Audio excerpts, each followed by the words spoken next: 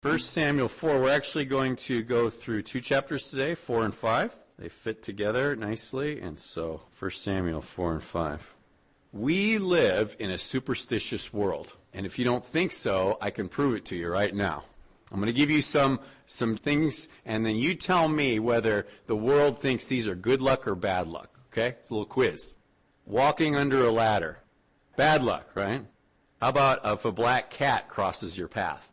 Bad luck, right? What about a rabbit's foot? That's good luck. It's supposed to be, I guess. I don't know. That's kind of weird to me, but okay, rabbit's foot in your pockets, good luck. You rub it or whatever. What about opening an umbrella in your house?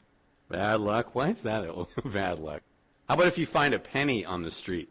Good luck. Yeah, so you guys know these are well advertised things. Here's a couple that maybe you haven't heard of.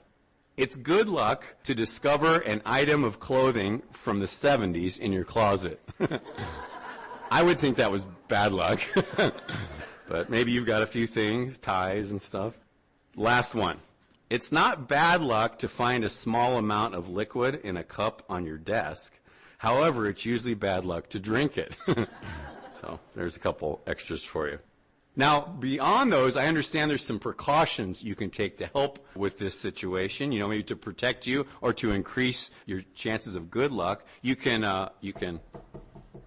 knock on wood, right? This is metal, but somebody's knocking on his head back there, so you can knock on wood. If you spill salt on a table, you can do what? You're supposed to throw it over your shoulder. Where did we come up with all this stuff? Those are just some of them. You're probably wondering what this is all about. Well, I'm going to cross my fingers now and hope that I can get you guys to get my point. Because, some of these things are really silly, but lots of people do them. And they won't say something without knocking on wood, for example, or they do something like them. And the reason why human beings do these or get into these habits is to ensure success.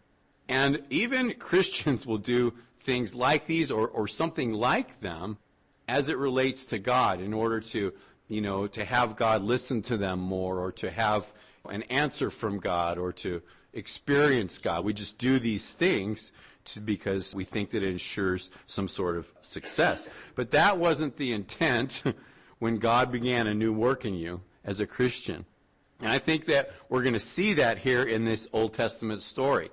And in this story, we're going to see two things as it relates to this kind of subject of superstition and idols and just, increasing our success by these things. We're going to look at two different things in this Old Testament story. Number one is how the Lord wants us to put these things away, our superstitions, our idols, and replace them with Him, with trust in Him, with faith in Him.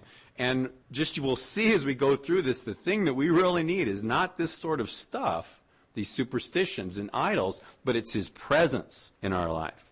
So that's the first thing. The second thing is that I believe that what God showed me going through this is that we are not to limit who He is.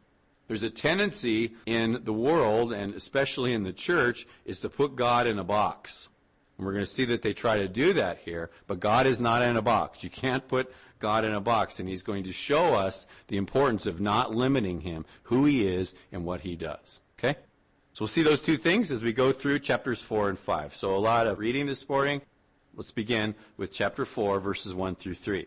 It says, "And the word of Samuel came to all Israel. Now Israel went out to battle against the Philistines and encamped beside Ebenezer. And the Philistines encamped in Aphek. Then the Philistines put themselves in battle array against Israel. And when they joined battle, Israel was defeated by the Philistines, who killed about 4,000 men of the army in the field. And when the people had come into the camp, the elders of Israel said, 'Why has the Lord defeated us today before the Philistines? Let us bring the ark of the covenant of the Lord from Shiloh to us, that when it comes among us, it may save us from the hand of our enemies.'" Well, get used to the Philistines because they are mentioned over 150 times in the two books of Samuel. And the reason is because they occupied a big part of that land in that day. If you could picture Israel, the coastal area there, sort of the southern coastal area, what we call Palestine today, that's where the Philistines occupied. And actually, Palestine is a form of the word Philistine. That's where it came from, in case you were wondering.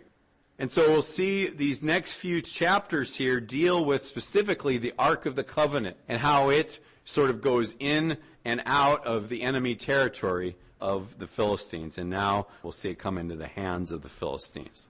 Now the Jews believed that where the Ark was, so there was God. And I've got a picture, I think Rob's got it on cue back there, of a depiction of the Ark of the Covenant, just so we can kind of have a reference point.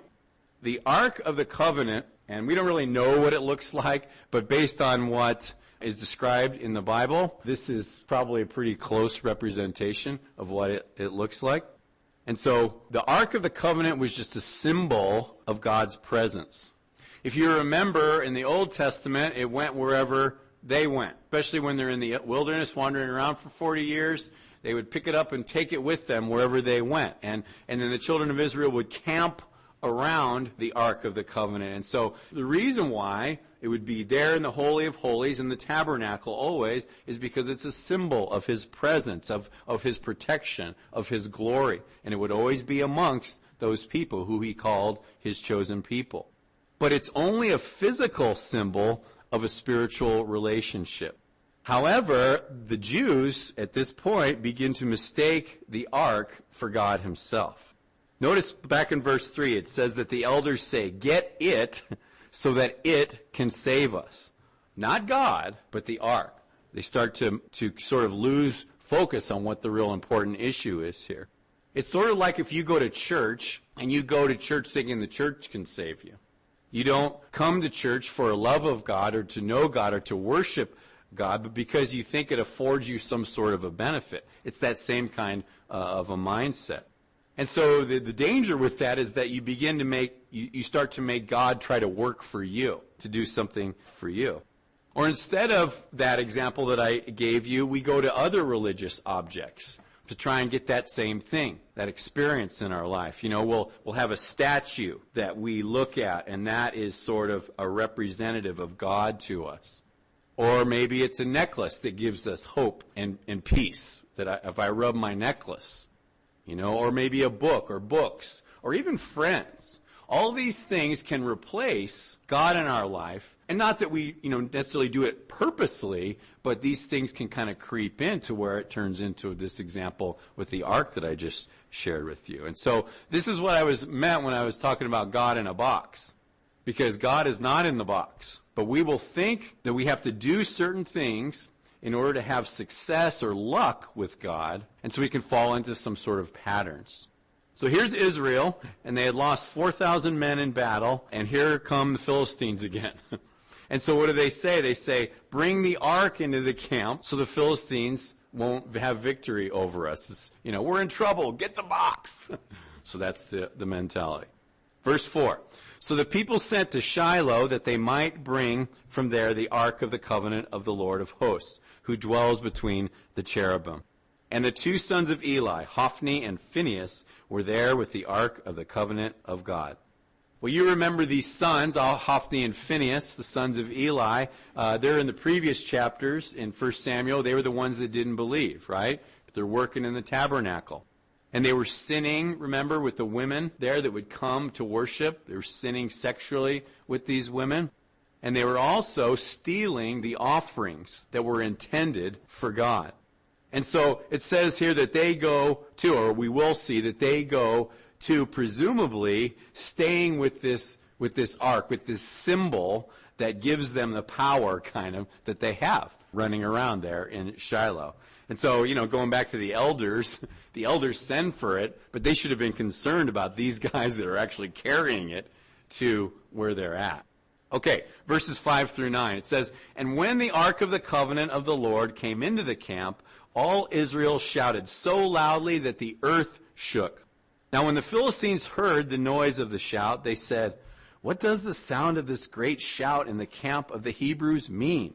Then they understood that the ark of the Lord had come into the camp. So the Philistines were afraid, and they said, 'God has come into the camp.' And they said, 'Woe to us, for such a thing has never happened before. Woe to us, who will deliver us from the hand of these mighty gods? These are the gods who struck the Egyptians with all the plagues in the wilderness. Be strong and conduct yourselves like men, you Philistines, that you do not become servant of the Hebrews as they have been to you. Conduct yourselves like men and fight. Okay, now the Philistines think God is in the camp, but we know that his presence is really not there. I mean, God fills the heavens and the earth, but his focus is definitely not on that ark at this particular time. It seems to me that the Hebrews are looking at the ark as sort of like a good luck charm, if you can think of it that way. Because here they are struggling against the Philistines, and then the ark comes into the camp, and they're like, yay, we got this in the bag now. Here's the ark. We're all saved. Unfortunately, it inspires the opponent, too. You know, the Philistines rally around that, and they're going to fight even harder, and we'll see that that actually works for them and that they are victorious over the Israelites. This reminds me of when I used to be a basketball fan, when the Lakers were really in their heyday in the 80s. And I remember they used to, every year, it seemed like they were always playing the Boston Celtics for the championship in the 1980s. They were their main rivals, the Lakers and the Celtics. And one year, the Lakers had never won in Boston. They went there for the championship, and the whole crowd, the whole game was yelling, beat L.A., beat L.A., beat L.A., really loud, the whole game. And the Lakers ended up beating the Boston Celtics that day. And afterwards, they interviewed one of the star players, and they said, wow, you guys, you've never won in Boston. How did you do that? What inspired you? And he said, well, all of us just said that when they started chanting, beat L.A., that it really inspired us to win. And we did. And so those sort of things can backfire on you, and it does here. It actually motivates the enemy. And here they are, the Israelites, shouting, making a lot of noise, but it's sort of an empty noise because there's no faith really involved here. They just want the good luck charm. There's not really God moving in their hearts and their minds in their lives. We'll even see that more as we go on here. And so this is a warning, I think, to the church. You know, maybe it's just for me, but I'll share it with you. Just because there's a lot of noise in the church does not mean that there's a lot of faith. And it's a danger that we can fall into. You know, there could be a lot of faith without a lot of external things going on in a church or in, you know, just like really big worship or whatever. It could be a very quiet, mellow thing like we experienced this morning. Okay, verses 10 and 11, it says, so the Philistines fought, and Israel was defeated, and every man fled to his tent. There was a very great slaughter, and there fell of Israel 30,000 foot soldiers. Also the ark of God was captured, and the two sons of Eli, Hophni and Phinehas, died. Okay, notice that the defeat grew worse despite the ark being present. Right? Go back to verse 2, 4,000 die in battle, and here it tells us that 30,000 die. Why is that? Why does the defeat grow worse despite the ark presence? Well, it's because they trust in a gold-plated box instead of in the Lord. Using God to solve our problems apart from worshiping him does not work. James said in James 4:8, draw near to God and he will draw near to you. You see, this is what God intended. Human beings are relational people. That's how he created us. And we are supposed to have a relationship with him, and then the blessings of him is an outpouring or a product of that relationship, that closeness that we have to him. Nowhere in the Bible does it say that he's a magic genie that we can just, summon upon demand. That's not how it works. But we can kind of get in that mindset that I have to do a certain thing at a certain time or look at a certain thing or be a certain place in order to get God to respond to me. But that's not how it works. They have this superstitious use of the ark instead of wanting the real presence of God. Because here's the main point. The ark has no power apart from God. It's just a box. There's nothing wrong with it. The ark is a good thing. He told them to make it, and that's where he's decided to dwell in the tabernacle, or at least, appear to dwell there for them. But even a good thing like the ark can become an idol. Augustine said this, idolatry is worshiping anything that ought to be used or using anything that ought to be worshipped. Think about that. There's a lot of truth in that. We have to be careful with worshiping a method or a person or a ministry. Any of those things can lead to danger. I've been involved with Calvary Chapel for 17 years or something like that, ever since I got saved. There's a tendency of saying, well, I will only worship at a Calvary Chapel.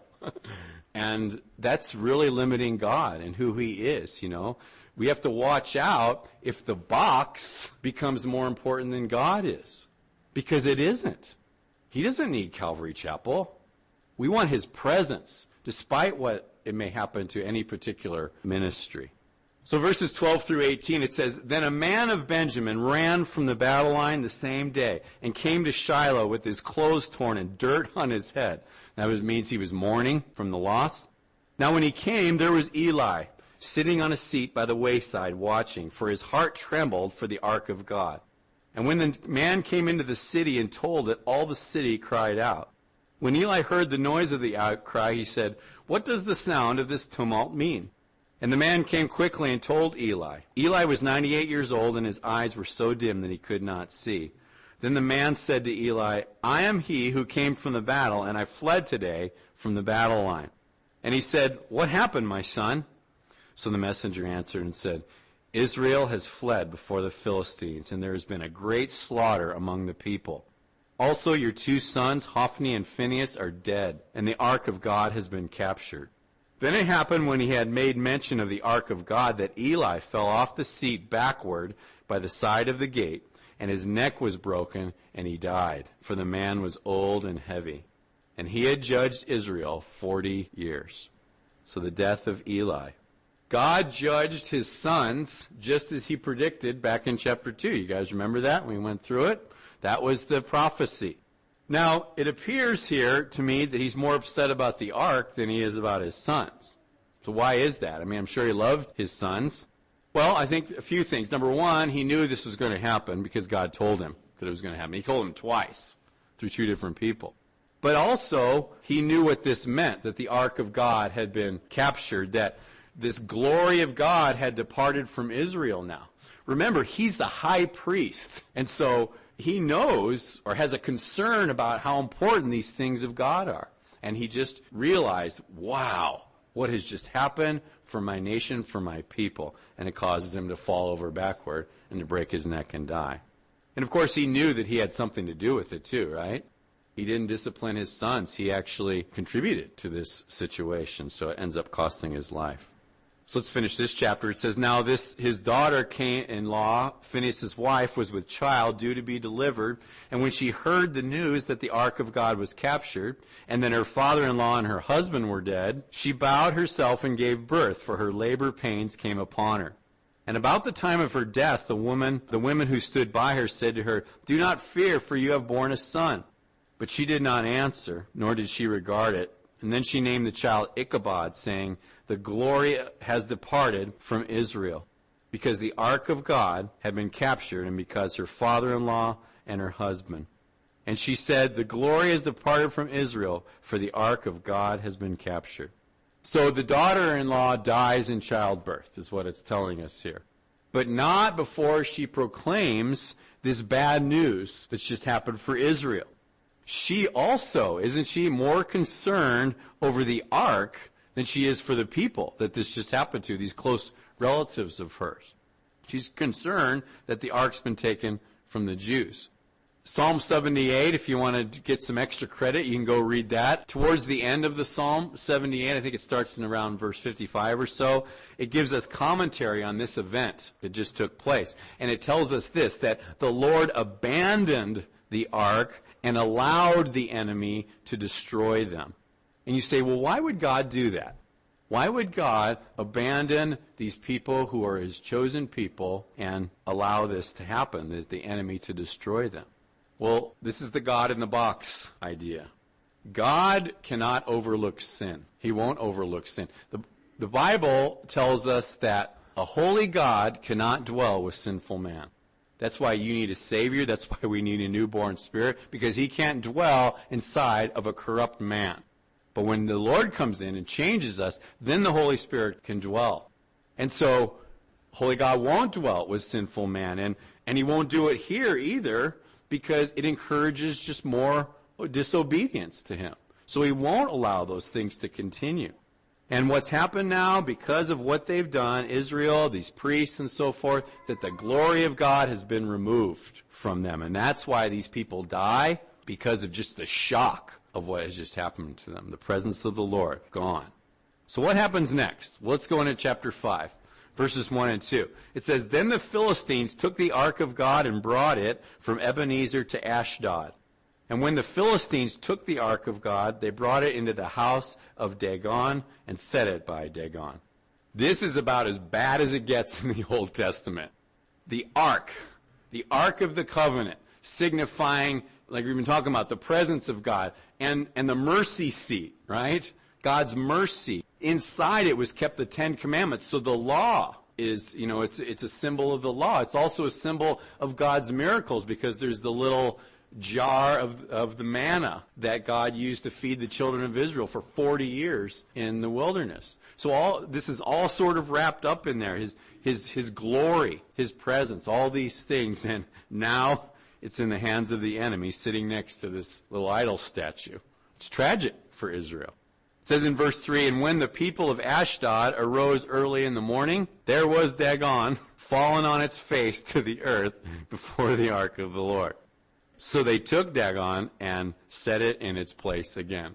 That's weird. It must have tipped over, and then set it back up there to fix it. God has an interesting sense of humor, doesn't He? He makes it bow before the ark. He uses this situation to show them the truth. I just think it's so miraculous, because He could have done anything with this idol. He could have turned it into sawdust. He could have turned it into a pumpkin or a chicken, anything. But instead, He just puts it face down before it.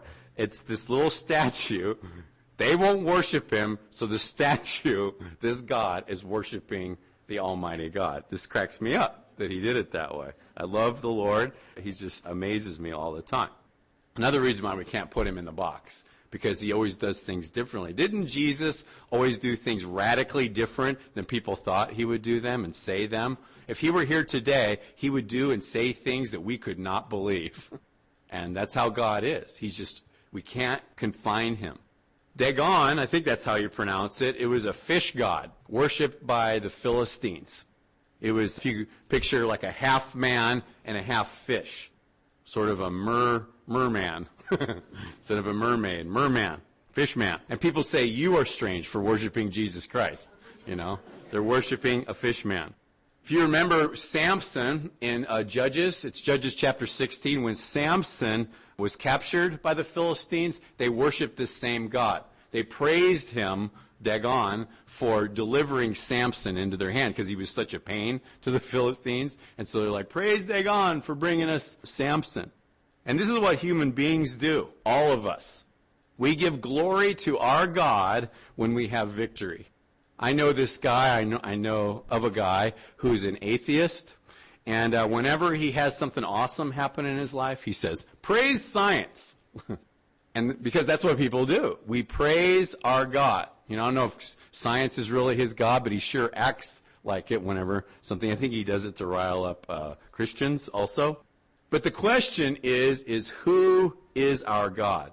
They set their God next to the ark, thinking it's equal, or that it's better than the ark, the Lord, because they had captured it.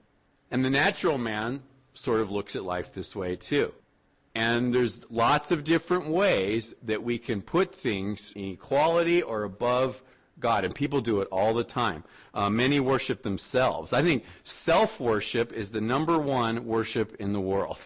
When great things happen, thanks to me. I did it. I am in charge.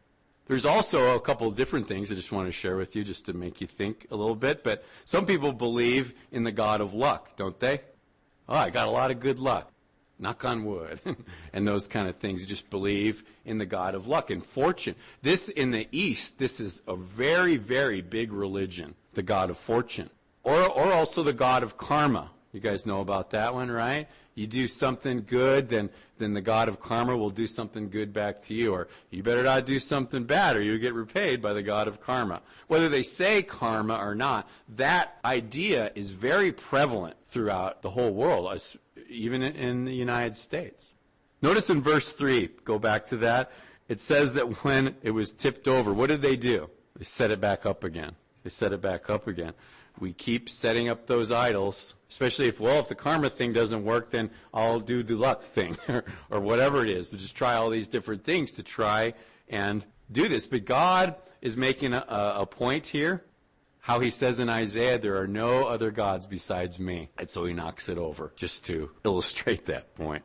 So we have a symbol of the God of the flesh sitting right next to the symbol of the presence of the Almighty God. So let's see what happens. Verse 4 and 5, it says, "And when they arose early the next morning, there was Dagon fallen on its face to the ground before the ark of the Lord. The head of Dagon and both the palms of its hands were broken off on the threshold. Only Dagon's torso was left of it. Therefore, neither the priests of Dagon nor any who come into Dagon's house tread on the threshold of Dagon in Ashdod to this day." This reminds me, I just read this, reading this, it was powerfully upon me, how one day all of the enemies of God will fall before him. One day. The Bible tells us that every knee will bow and every tongue will confess that Jesus is Lord. And here's an illustration of that. Every false idol, all the sin will bow before God. Now for Christians, we have to, I think, apply this to us the best that we can from these stories. And for Christians, no idols can stand in the presence of God either. I would like for you to consider something. That God never allows you to fully make yourself at home in this world. He doesn't.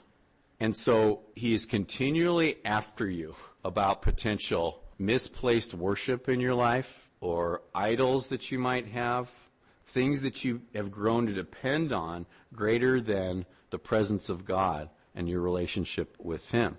He just stays after you and stays after you about these things. And so maybe there's something in your life that you need to get rid of. Have you brought it before the Lord? Because if you bring it before the Lord, he will destroy it, as we see right here. That's what he does to idols. We err sometimes, and I know I'll speak for myself. I err sometimes because I think that I can beat down my idols or that I can control them if I just am diligent over it. But instead, what the Lord does is he wants us to come into his presence, and then the product of that is that he will destroy the idols out of your life. Our issue is that we don't really believe that, and so we think that we have to do something about these. And so then things like lust will continue. It's an idol, a sin in our life. Or self-love. Or dependence upon foolish things in our life. I don't like to spend a lot of time on this because I don't think I'll just say it. I think that one of the things in the church that often really beats down believers is smoking. And I can speak about smoking because I used to be a smoker in my 20s, and I know how hard smoking is to get out of your life. Because it's an addiction physically, but it's also an idol. And so many people, I know Christians that struggle with these things, and so, I don't want to hammer on people, especially if that's your thing. But this is one of those things where it's a physical thing, but I think even more than that, it's sort of a comfort. And I can say this because I used to do it. And when I was first saved, the Lord, I was having a little struggle with that because I knew I shouldn't be doing it, and it was just this thing in my life. And the Lord showed me that if I would lay it at his feet and give it to him and believe and trust in him and allow his presence to fill my life instead of smoking, that he would take it from me. And he did. The desire for it, the disdain just grew for that thing. And that's how all idol things work. Whether it's a little statue that maybe but I really like my statue of Mary or whatever it is. Or this St. Christopher medallion really makes me feel like God is with me. Well, those are fine, but that's not what God wants us to want his presence more than those things. That's always how it is. And I'm not standing up here hammering on any particular little thing. But it's these little things can draw us away and start to be like the Israelites, looking at the ark to be our deliverer instead of God himself, and depend upon those things. So instead of submitting to the Almighty God, in verse 5, we were just reading, what do? They make some rule about not walking on the threshold. They see the thing broken up there in the doorway, so they're like, okay, well, let's step over it. And then that became their new superstition. So this is, again, what worldly men will do. They will ignore the truth and just become more superstitious in their life, rejecting God despite the evidence. This is an epidemic in the world. The evidence of God is overwhelming. You guys know that because I think all of you are born again. And if you're not, the evidence is overwhelming. And so I would just encourage you to examine your heart. Is that you who's ignoring the evidence? Here are these men. They walk in twice, seeing Dagon tipped over, their God, before the ark of Israel. The second time, broken into pieces, and yet they still don't believe. They're ignoring the evidence. Is that you? Well, verse 6 and 7 says, "But the hand of the Lord was heavy on the people of Ashdod, and he ravaged them and struck them with tumors, both Ashdod and its territory. And when the men of Ashdod saw how it was, they said, 'The ark of the God of Israel must not remain with us, for his hand is harsh toward us, and Dagon our God.'" Well, the ark was sort of like a trophy to them. It's like when a team steals a mascot, you know, and it's all fun and everything until the mascot starts eating the curtains. And then you're like, "Get that thing out of here." Well, that's sort of, in a way, what's happening. They've got the ark, and then a plague breaks out. Now, notice again that they don't consider repenting. Instead, they just want it out, away from them. They've got some real determination to keep doing what they want to do. Instead of turning to God, instead of seeking him, they just want him gone. And didn't this happen a lot in the Gospels too? When Jesus would come into a town and he would talk about something that really convicted people, or he would do a miracle that upset them, oftentimes they will say, it will say in the Gospels, and they did not want to talk to him anymore after that, or they asked him to leave their town. I mean, it happened a bunch in the Gospel accounts. But these kind of things are necessary too. What we're seeing here in our story and those examples I gave you of Christ on earth, God has to be confronted in every single life to some degree. The reality of him, who he is, and he can't be ignored. He will keep after people. And so they didn't want God to clean out their camp. They wanted God out of it so that they could do what? Just continue on in their own way, doing whatever they wanted to do. And I pray that this is not our way of thinking. I don't want you to come under condemnation as the church about these things, but we need to be unafraid to allow God to come in and clean out our camp if he needs to. Just like David, "Lord, I just want to open up my heart and my life, and you just to come in and take over and do what you need to do. If you need to clean out my camp, then do it, Lord." That is the best thing that a Christian can do with these sorts of things. So then verses 8 through 10, it says, "Therefore they sent and gathered to themselves all the lords of the Philistines, and said, 'What shall we do with the ark of the God of Israel?' And they answered, 'Let the ark of the God of Israel be carried away to Gath.'" So they're just going to pass the buck. So they carried the ark of the God of Israel away. So it was, after they had carried away, that the hand of the Lord was against the city, and with a very great destruction. And he struck the men of the city, both small and great, and tumors broke out on them. Therefore they sent the ark of the God to Ekron. So it was, as the ark of God came to Ekron, that the Ekronites cried out, saying, "They have brought the ark of the God of Israel to us, to kill us and our people." It's like a hot potato now. Nobody wants this thing in their town. Get it away from us. Give it to those guys. They're all desperate. Well, let's finish.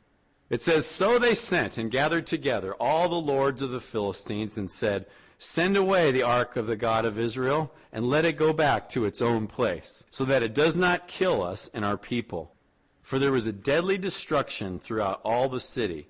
The hand of God was very heavy there, and the men who did not die were stricken with the tumors, and the cry of the city went up to heaven."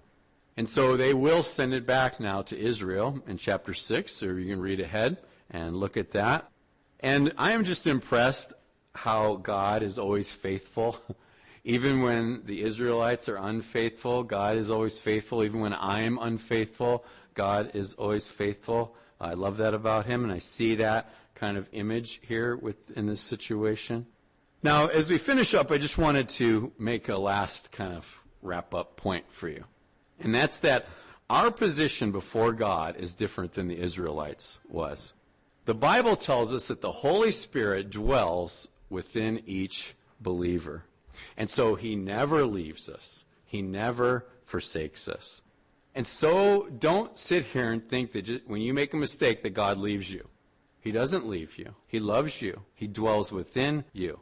It's not a he loves me not kind of a relationship with him.